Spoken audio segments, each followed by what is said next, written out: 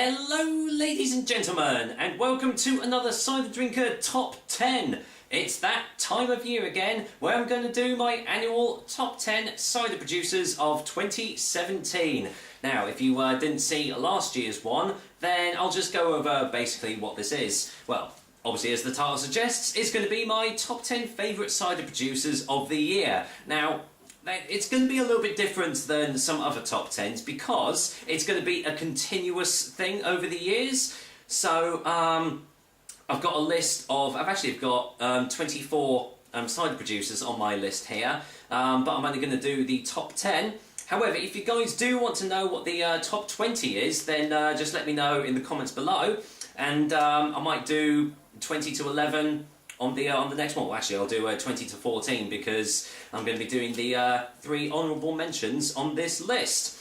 So basically what's going to happen is, over the years, as I have more and more ciders of a certain company, their scores are going to change a little bit because I obviously base the scores on their average. So obviously if they consistently have really good ciders, they're going to be quite high up on this list. But all it'll take is for one mediocre cider to bump them down the list. But bear in mind, these, even though there's 24 producers on here, that's 24 producers like out of the entire world, and obviously it has to be ones that I've already tried. Couple of other stipulations on this list are that I'm not going to include any ciders from beer or cider festivals that I've tried. They have to be ratings from ciders that you can get basically from online or on shop shelves. And I have to have had at least 3 ciders from that company in order to be eligible for this list. I did say last year that I would do a top 10 list of cider producers that only have 1 or 2 ciders to their name. Haven't quite got around to doing that yet, but I'm hoping to do that in the future. Saying that though, there are a couple of surprises on this list. There's 2 new entries in the honourable mentions list, and there's also a new entry in the top 10. Where is it and who is it? Well, you'll find out later, won't you? But a couple of other big surprises. There's a big drop for the Riches company. They were 12th last year, and they've dropped down to 17th place with an average score of 7.0. So, that's a fairly big drop. But the biggest drop is the Mates Cider Company. They were 5th last year, and they have dropped all the way to 22nd with an average score of 6.4 now. That was obviously due to their elderflower cider, which I really just did not like at all. Bearing in mind, obviously, this list is completely subjective, and obviously it is my own personal opinion, and I'm just basing it on the ratings that I've given for these ciders. This isn't to say that, that like 20th place is like really, really bad. It's obviously not. It's still, they're still really great companies because, 24th place still has an average score of 5.2. So everything above that is going to be above average. So even if they are like 21st or 22nd, they are still really good companies that you should go and check out. With that said, let's get started with the honourable mentions. The first honourable mention is new to the list. In fact, actually, I tell a lie, that's 12th place, but 13th place, basically the 3 honourable mentions all have an average score of 7.3, but I've scored them based on like my personal preference and, who I preferred over the other. 13th place was 13th last year, and if you saw last year's, that was Orchard Pig. As I said, they still have an average score of 7.3. Yeah, what can I say? Even though some people say that they're not, they're not a real cider, I still think they do some really good drinks. It'll be interesting to note, because I have got their Hogfather to try. It's in the drinking cabinet right now, ready to review, so it'll be interesting to see how it changes their rating. So I'm sure they probably won't stay in 13th place next year, but we will have to find out, won't we? But yeah, they're Truffler, Reveller and Forager. Absolutely great ciders, and obviously haven't included it, but their Maverick, their Ginger and Chili, which you can get bag-in-the-box style, is also really good as well, but obviously didn't sway the vote.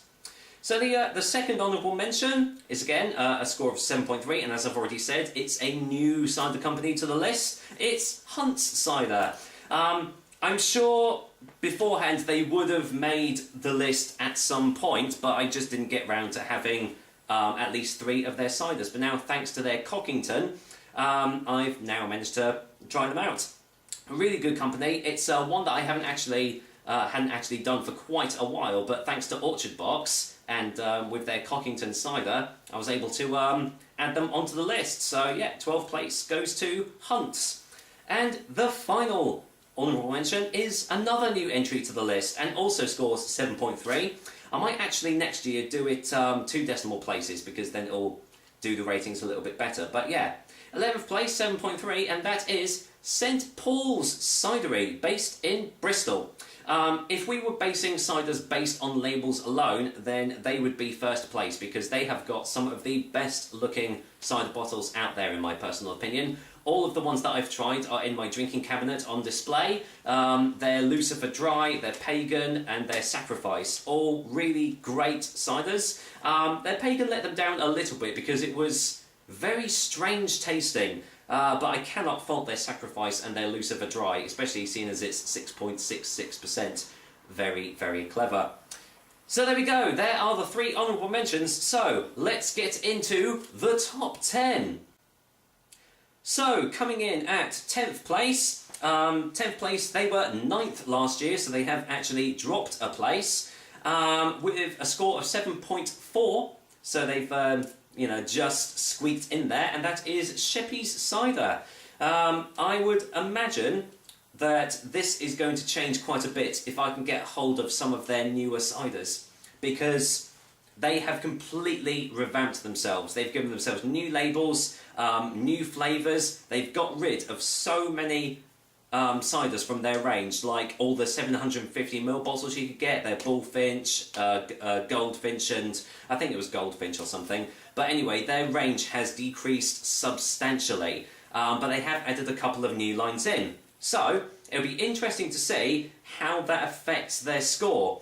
And what I might actually do as well is that I might disclude ciders that you can't actually get anymore. That might be an interesting thing. If you think I should do that, comment below, because, I suppose you have to get hold of these ciders, don't you? But for the time being, the number 10th spot does go to Sheppy's with a score of 7.4.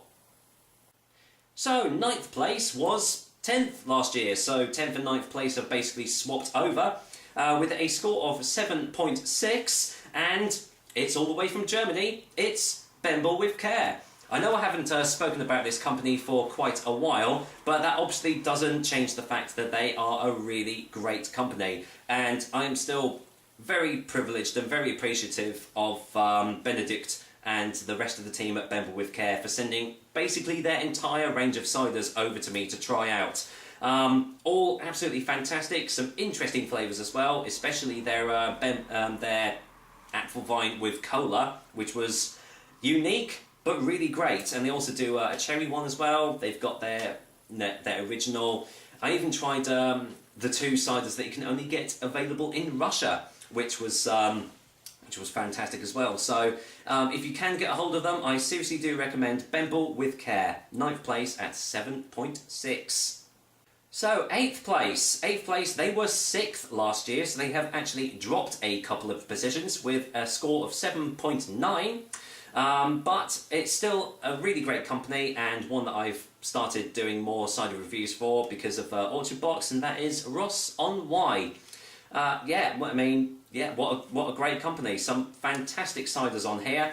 The Headless Man, Susie Wong, they're dry. I could go on, the list goes on, because they have got quite a substantial range of ciders, and I don't even think now I've had all of theirs. So I am looking forward to trying some more of their ciders off in the future, but for now, Ross-on-wye is 8th place with 7.9. So 7th place, they were 8th last year, so they have actually climbed a place. And again, it's not really a company that I've talked about much recently, but I have had a couple of their Devon Reds recently, thanks to, I think it was Home Bargains actually, or it might have been Morrison's you could get them in. And that is Sandford Orchards, based in Cornwall, I do. Or is it Devon? Devon, sorry. Devon Red, boo.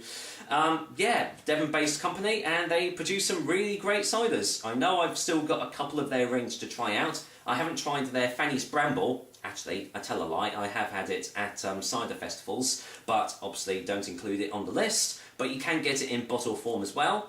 So I'm looking forward to trying that out too, and I do believe Sandford Orchards is the company that does an ice cider now. If they do, that's great. I'm looking forward to trying that out. But if not, then I do apologise for making that mistake. Oh, I didn't say the score, did I? A score of 8. So you can see that we're really getting into the great scorers here. So with an average score of 8.0, in 7th place is Sandford Orchards. So 6th place, also with an average score of 8.0, but I've put them a little bit higher than Sandford Orchards because they've been a little bit more prevalent in the recent months for me, mainly due to Orchard Box again. They were 7th last year, so they have actually climbed a place. So they've basically, they have climbed up a little bit, and that is the Tarners Cider Company. Wow, what a great company! I mean, I've done a history of them, a little history of episodes. That was my first one of theirs. Yeah, what a great company. I've got 3 more of their ciders to try out in the drinking cabinet as I speak, including their pear cider, or their perry, I suppose I could call it. And I think another one is their sweet, and I can't remember what the other one is, but I've had 6 of their range now, and they've all been really, really great. Obviously because they've got an average score of 8.0. So it would be interesting to see how those 3 other ciders are going to change the rating for Tarners. But for now, in 6th place, with an average score of 8.0, is Tarners Cider Company. Right, we're into the top 5 now, and in 5th place is the new entry to the list. With an average score of 8.3, and what an introduction to them, is the Beard and Sabre Company. Yeah, great. What a fantastic first impression for this company. I do love the labels on Beard and Sabre's labels. I did a little sketch on their Blackbeard, but they've got their Dark Raven as well. And I can't remember if there's any more ciders that I haven't tried of theirs. I'm pretty sure there's 1 or 2 that I've not had before. But I am looking forward to actually trying some more of theirs out in the future. So, I mean, if they've come in at 5th place already, then, it's going to be a great thing. So, in 5th place is Beard and Sabre with an average score of 8.3. Okay, sorry about that, guys. Battery went low again, so I'm going to have to get a new digital camera battery from the looks of it. But, continuing on with 4th place, who was 4th last year as well, with an average score of 8.3, but I've obviously scored them a little bit higher than Beard and Sabre because, well, I don't know. At the moment, I do still prefer them slightly to Beard and Sabre, and that is Perry's Cider Company. I have tried quite a substantial amount of their ciders now, and they've all been absolutely fantastic. I've got their OPA in the fridge as I speak, along with their, I think it's their Puffin. Yeah, I believe it's their Puffin. So I'm really, really looking forward to trying these because every single one of their ciders is just absolutely superb. And they've just changed their labels as well, and I really do love the label designs on theirs. Their original designs were great as well, but they've just really gone above and beyond the Call of Duty with this one.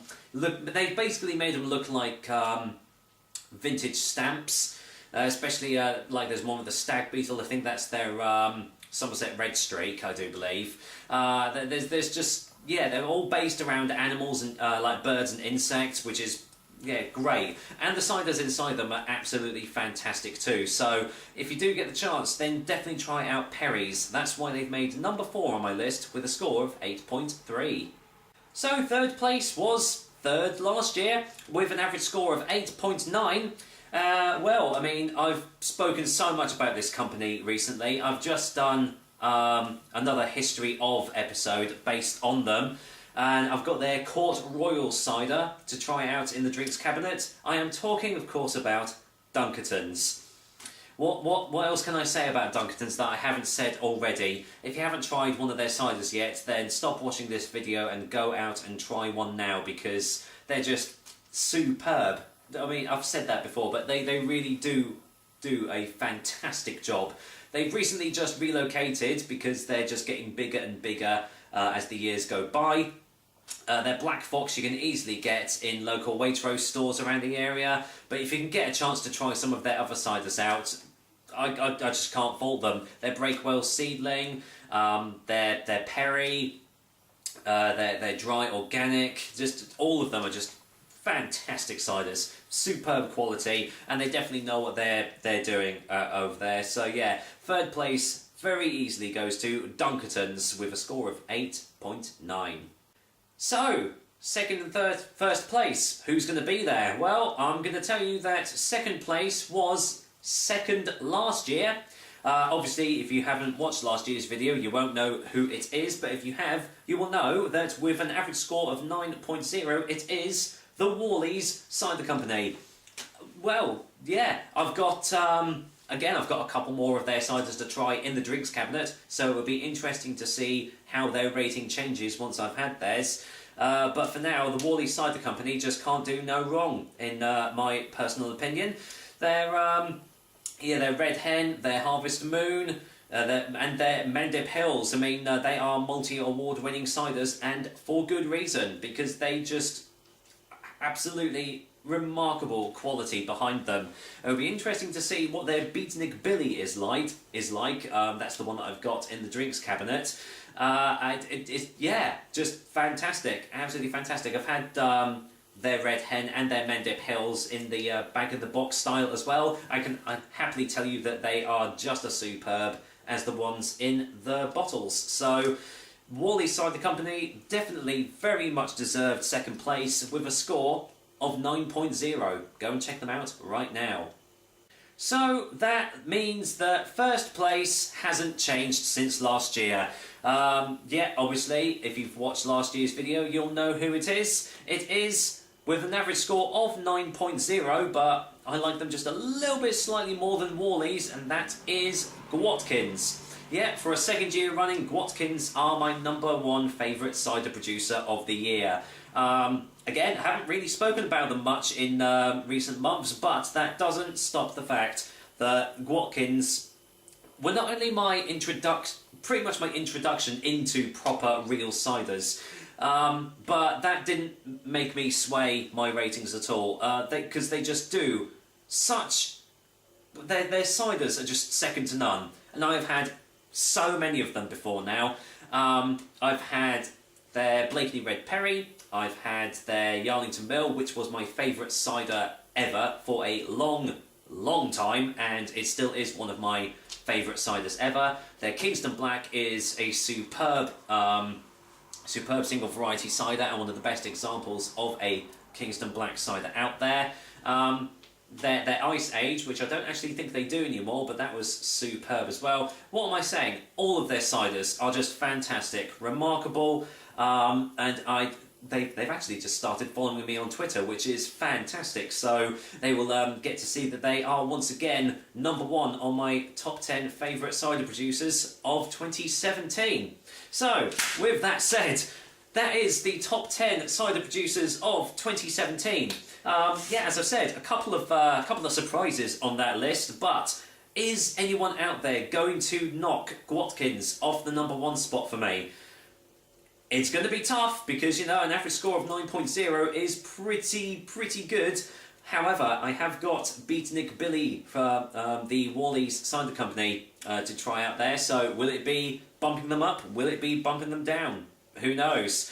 And this is the great thing about this list, is that you just don't know how it's going to change through each year. So are there going to be more surprises next year? We'll find out. But there's obviously a lot more cider to try out there, and I know for a fact that there are some cider companies in there which aren't on this list at all, like the Crohn's Cider Company, because I've only tried one of theirs so far, but I've got another 3 in my drinks cabinet to try, so they will definitely be making the list at some point in some place. Where it will be, who knows? Who's going to fall? Who's going to rise? Well, you'll have to wait until same time next year, but for now, that is the Cider Drinker, and I'm going to see you on another Cider Drinker cider review soon. Take care, guys. Until next time.